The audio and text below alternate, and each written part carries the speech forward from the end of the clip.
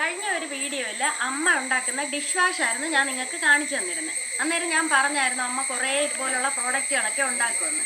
ഇന്നിപ്പം ഞാൻ വന്നിരിക്കുന്ന പുതിയൊരു വീഡിയോയിൽ ബാത്റൂം ക്ലീനറാണ്. വെള്ളത്തിനകത്ത് കാസ്റ്റിക് സോഡയാണ് ഇടുന്നത് കേട്ടോ.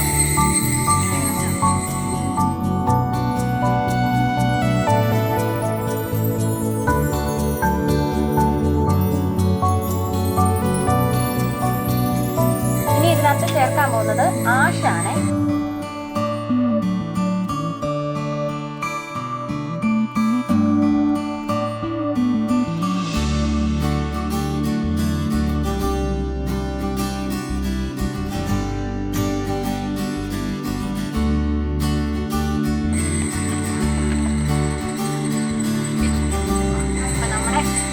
ബാത്റൂം ക്ലീനറിലൂടെ റെഡിയായി കഴിഞ്ഞു.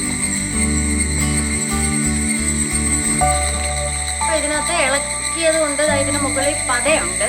ഇനി 3-4 ദിവസം കഴിയുമ്പോൾ ഈ പത അങ്ങ് മാറും. അന്നേരമാണ് നമ്മൾ കുപ്പിയിലേക്ക് പാക്ക് ചെയ്യുന്നത്.